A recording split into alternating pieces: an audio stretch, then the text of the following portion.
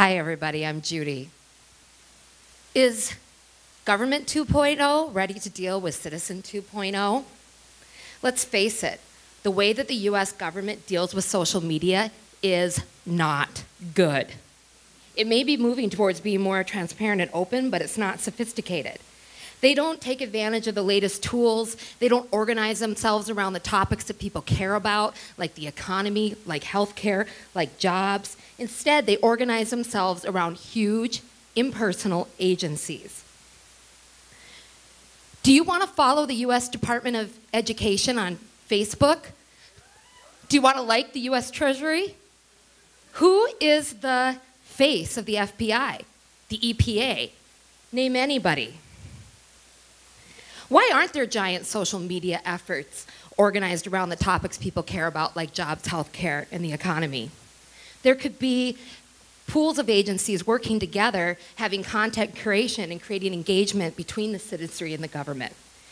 Here's a topic-based social media movement called Let's Move that Michelle Obama does on one topic, childhood obesity. It's better, it's still not perfect. I mean, there's a public face, but we know she's not doing it. Okay, now I'm going to show you a bunch of different people's Twitter feeds and talk about how they're doing things.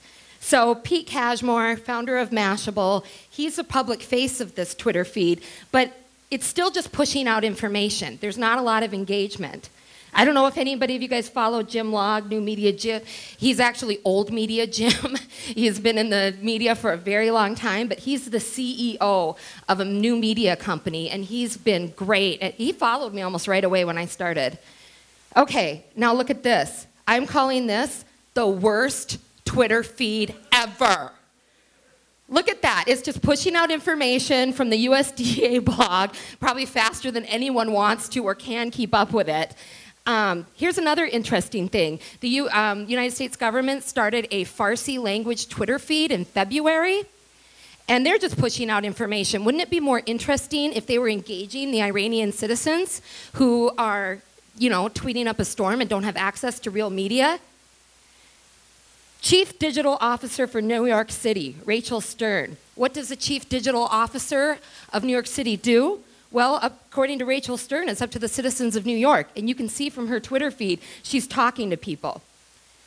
The mayor of Twitter, Cory Booker, he follows me, by the way. If you're a mayor in any major US city, you probably despise Cory Booker because he's great at Twitter and you're not.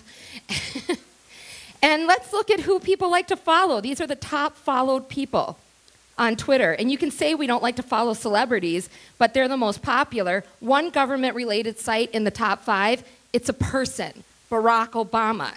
Now let's compare Barack Obama to the White House Twitter feed. He's got millions of more followers. He follows more people. The White House has tweeted twice as much, but Barack's getting more bang out of his buck.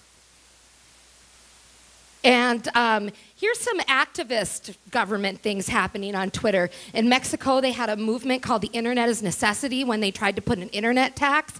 And then they started this hashtag, Internet Nazario, and they found a way to aggregate all the tweets and get the law reversed. In Brazil, Adopt a Politician. This was a call to action for bloggers to follow local politicians and blog about what they do. This was so popular, so many bloggers responded, they started a wiki site to aggregate all the different blogs so people could follow their politicians. How are we handling it in the USA? This was just last week, TSA under fire for pat-down of 6-year-old girl. YouTube video went viral, and everybody thought it was very inappropriate. TSA responded on their blog and via Twitter, standing up for what they did, saying that they're allowed to go down the pants of any children under 12 years old, according to policy on their website. They just pushed out that information. And Twitter didn't like it. Do a search for TSA blog team, and, basically they're being called pedophiles, they're being called sexual assaulters, and they don't respond to any of this. They just push out the information and they let that stay. So here's the thing. Nobody cares about how FEMA's organized. Nobody cares about the information that they're pushing out, but people do want to know about issues that are important to them and how the government handles them. Here's the thing.